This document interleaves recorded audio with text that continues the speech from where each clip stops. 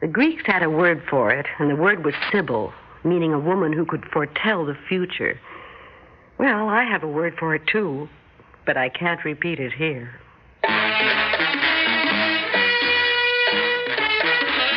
Theater 5 presents The Sybil of Sycamore Lane.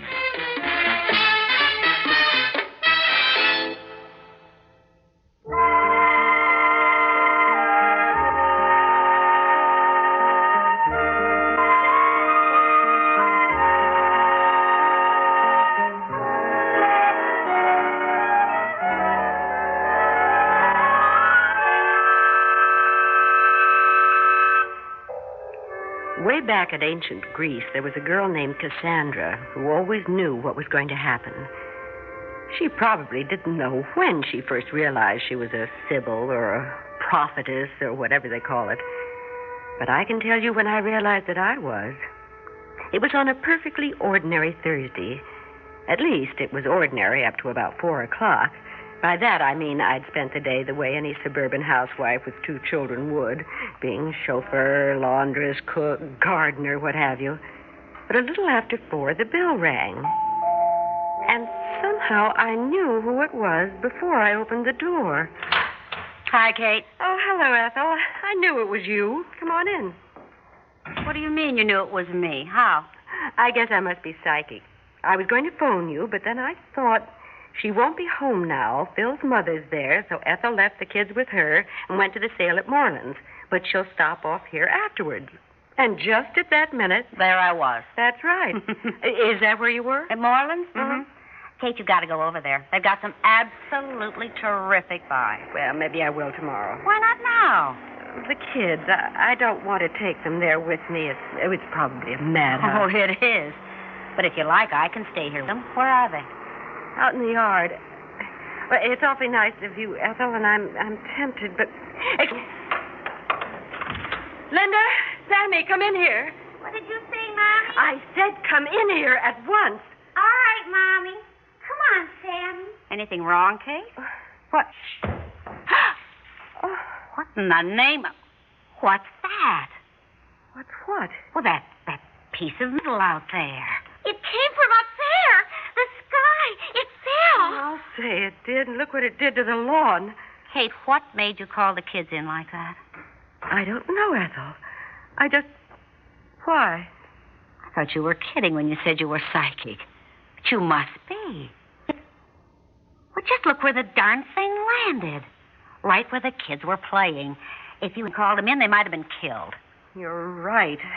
I don't know what it is or where it came from, but I'm going to call the police. Killed? Oh, my darling. Oh, Linda, Sammy.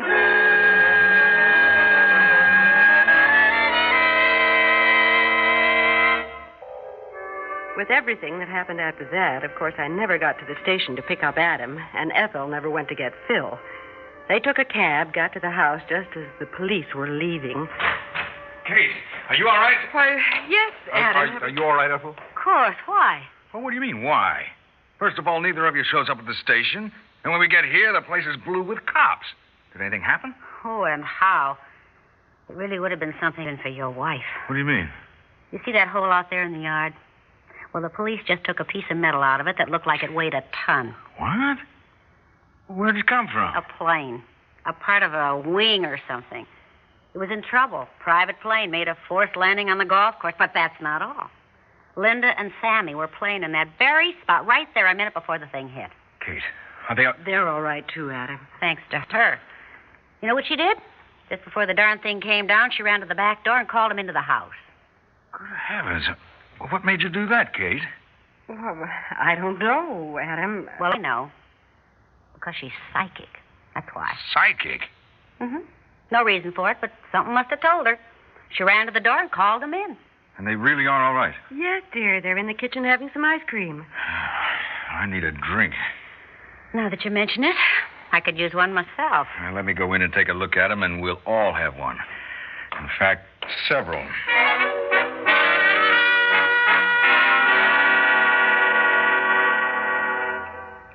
What do you mean, nonsense? Didn't you ever hear of anyone knowing about something before it happened? Like who? Like Well, like the fortune teller at the Gypsy Tea Room who told Gloria Bass Joe was going to leave her. You didn't have to look at tea leaves or her hand to know that. You just had to look at Gloria. Very funny. You're being very quiet, Phil. Where do you stand on all this? Oh, it's hard to say, Kate. Adam's right about the Basses, but, well, on the other hand, well, there are a lot of things we still don't know much about, like extrasensory perception, all that. Oh, for heaven's sake. Oh, okay. Come on, we better get going, Ethel. It's almost 7. But before we do, you wouldn't be psychic about anything else, would you, Kate? Like maybe the stock market? It's funny you should mention that. Is there a stock called Continental Chemical? Yeah, I think so. Why? I don't know. The name just came to me. That's very interesting. All right, Ethel, let's go.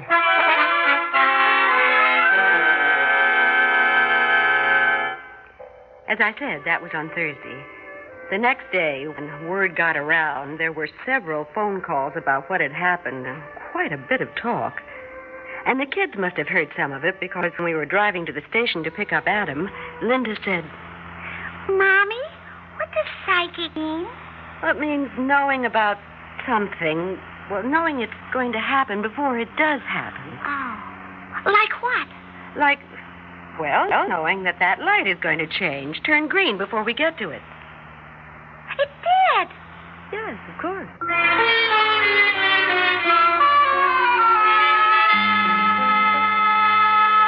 For once, the 5:18 was almost on time. Then, after Adam had kissed me and I'd slid over honey. so we could get behind the wheel, Everyone set? Seatbelts fastened? Yes, Daddy? I'd wait a minute if I were you, Adam, so you don't get too close to Mr. Gately. Why? Because I think he had a few too many in the bar car. Oh, come on now, Kate. You... Uh-oh. Look at what Mr. Gately did. It wasn't a bad crash. He just sideswiped a parked car, but Adam looked at me rather strangely. He looked at me that same way during dinner. And afterwards, when the kids were in bed and he was going over some papers he'd brought home with him, he looked at me again somewhat differently and said, I wish I knew what was going to happen at the Rio conference next week. Do you, Adam? Uh-huh. Particularly what they'd do about the tariff agreement. Because that's the key issue. And while I think there's a good chance it'll be signed... Have you got any ideas about it, Kate? About what? The tariff agreement at the Rio conference. Oh, you know I don't know anything about economics, dear. I can barely balance the checkbook. Well, I could explain it to you. It's for my quarterly report. Now, the Latin American section is the most important part of it. And what's going to happen down there depends entirely on whether or not... I'm sorry, dear, but I'm afraid explaining wouldn't help. I either know things or I don't. But it's not the... You want me to take it? No. Hello. Hi, Adam. It's Phil. Oh, hello, Phil. I saved the seat for you on the train tonight, but I didn't... Yeah, I know. I took the 542. That's one of the reasons I'm calling. Did you see what happened to Continental Chemical today? No. I mean, I know the market was up generally, Yeah, but... sure. But Continental was top of the list. It went up 8 points. So? Well, don't you remember what happened yesterday? I asked Kate if she ever got psychic about anything like the market. And she said she wasn't sure, but was there a stock called Continental Chemical? Well, I checked it this morning, thought it looked good, so I bought 200 shares. 200? Yep, and I've already made $1,600 on it, thanks to Kate. Nice going. Oh, boy, you can say that again. Hey, now we've got a date tomorrow, the picnic, right? I think so. Well, tell Kate to forget about fixing anything for it. It's going to be on us. There'll be sandwiches for the kids, but the 4 of us are going to have caviar and champagne. Oh, now, wait a minute, Phil. No, sir. I don't want any argument about it. I'll see you tomorrow. What was that all about? Phil Bolton, to say that the picnic tomorrow is going to be on them, and that they're going to be caviar and champagne.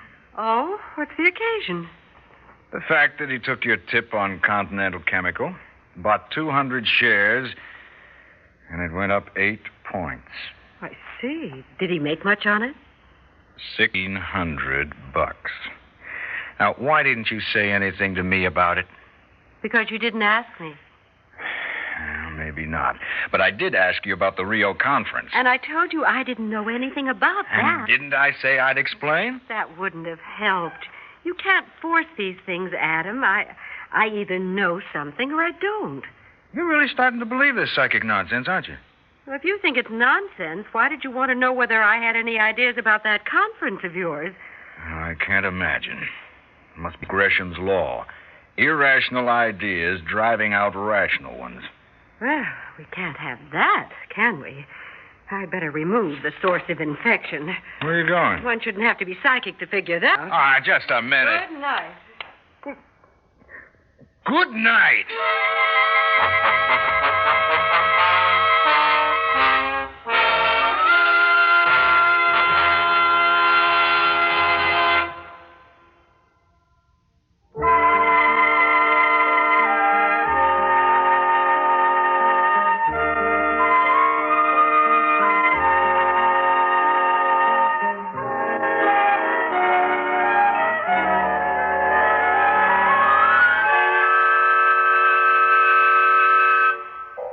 I went upstairs, got into bed, feeling a little upset. A little, but not too upset. After all, we'd been married for over 10 years, had had disagreements before. Like this one? Well, maybe not exactly like this, but it's not serious. You'll see. He'll come upstairs, bumble around getting undressed, and he'll come over and say something, Kate or darling or something like that. You think so? Okay. Let's see. Well, about a half hour later, he'd come up.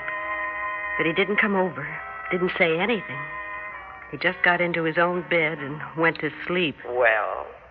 All right. I guess maybe it's worse than I thought. Do you know why? What's wrong? Of course. He's a darling, attractive and intelligent. And while he's always helped out with the kids and around the house, he thinks that there are certain things that are the man's department and others that are the woman's. And how do you feel about it? I'm all for it. I want him to be the man, the head of the family, and make the decisions, especially as far as money is concerned. Then why did you give Phil that hot tip about the stock? After all, Adam's an economist, and that was really moving over into his territory. I know. I guess it was a mistake. But Phil asked me, and... Well, what are you going to do about it? The whole situation. I'm not sure. When you discover you have a special talent, a gift like this one, you can't just forget about it. It's too valuable and important. More important than your marriage? No. And, of course, he was particularly annoyed tonight, even before the stock business, because of that bit about the conference. But... oh, perhaps things will be better tomorrow. You mean you don't know how things will be tomorrow? No, I don't know everything. Really? Good night. Well, things didn't turn out the way I'd hoped. I woke up feeling gay and cheerful. It was Saturday, which was always fun, and it was going to be more fun than usual today because we were going on that picnic with the Boltons. Adam was already up. He gives the children breakfast over the weekend. And the minute I walked into the kitchen, I got the message. Good morning, Mommy. Good morning, darling. Sammy. Good morning, Adam. Good morning. Is anything the matter? Well, you probably wouldn't consider it important, and perhaps it isn't. But the kids both wanted bacon for breakfast, and there wasn't a strip in the house. Oh, I'm sorry, but they almost never want it. How was I to know that they would today? I beg your pardon? I said... All right. Forget it. You two having a fight? No, dear, of course not. Are you sure? Of course. Well, Daddy doesn't look so sure. He sure doesn't. Eat your cereal. So everything was going to be all right today.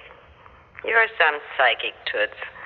You better do something and do it fast. But I told you I don't want cereal this morning. I said I was sorry. Now you can have some for breakfast tomorrow. All right, Mommy. What time are we going on the picnic? We're not. We're not? Why? Well, if you look outside, you'll see. It's going to rain. But we were supposed to go on the picnic. It was all arranged. Mommy, is it going to rain? Okay, Kate. Here's your chance. I don't think so. What'd you say? I said I don't think it's going to rain. In fact, I'm quite sure it's not. Then we can go, can't we? I mean, if Mommy says it's not going to rain, it's not Just going... a second. Have you taken a look outside, Kate? Yes, it's quite gray, but that doesn't mean anything. Well, then may I inform you that I listened to the news and weather at 8 o'clock, and the forecast was for thunderstorms. That doesn't mean anything either. Aren't the forecasts ever wrong? Really? But, of course, you never are. I didn't say that. I just said it wasn't going to rain today, and I... Oh. Hello. Hi, Adam. I thought I'd better check in with you so we could decide what to do about the picnic. I mean, it's obvious it's off for today. No, not necessarily. Kate says it's not going to rain. It's not? That's what she says. Is she sure? Apparently. Oh. Well, if she says so, I'll tell you what. Why don't we wait till this afternoon, say 2 o'clock, and if it hasn't rained by then, maybe we'll go after all. Fine. Are we going? We'll wait till 2 o'clock and see what the weather's like then. 2 o'clock? What are we going to do till 2 o'clock? Ask your mother.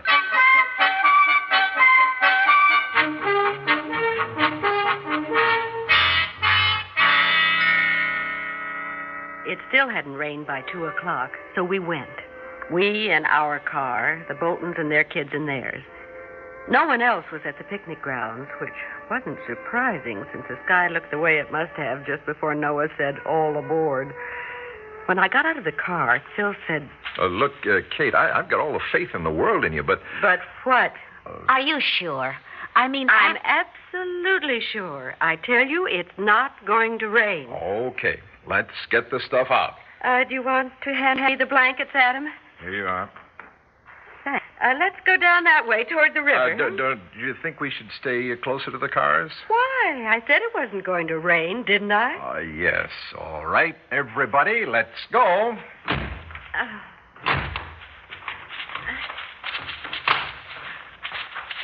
There's a good place. Over there, next to the...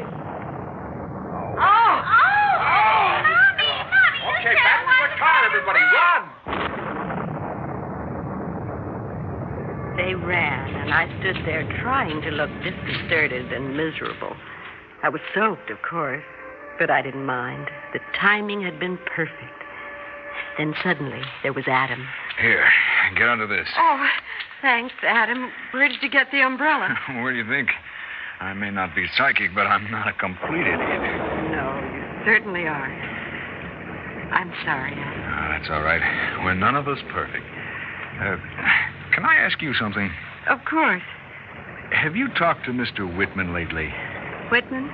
The little man with the cigar and the hamburger usually takes the 807. Oh, no. I stood near him the other day when he was talking to that friend of his, but... Why? Because he's vice president of Continental Chemical. Must have known they were going to merge with Acme. And that's how you were so psychic about the stock. Oh, you're probably right. I'm sure I am. Now, let's get back to the car.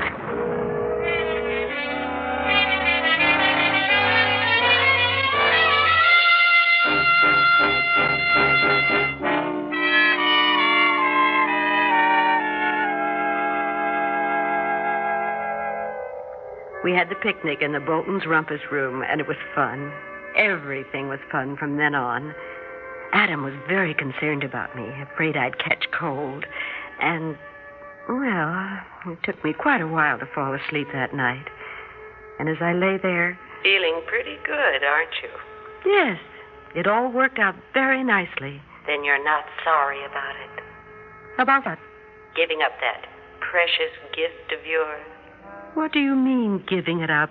Listen. To Adam's snoring? Why? Because in just a minute he's going to turn over and stop snoring. See? I've still got it. If I ever read it, it'll be there.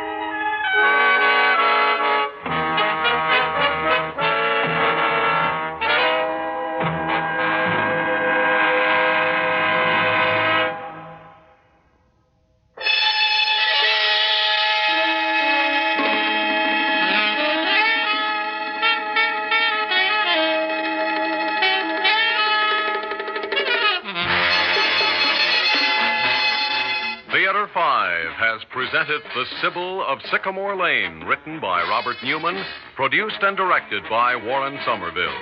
In the cast, Fran Carlin, Stan Watt, Evelyn Juster, and Casey Allen. Audio engineers Neil Pultz and Marty Folia. Sound technician Ed Blaney. Script editor Jack C. Wilson.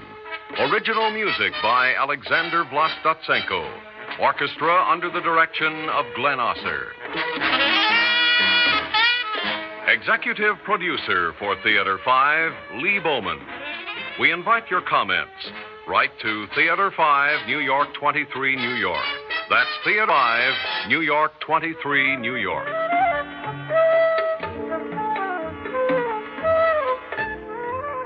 This is Fred Foy speaking.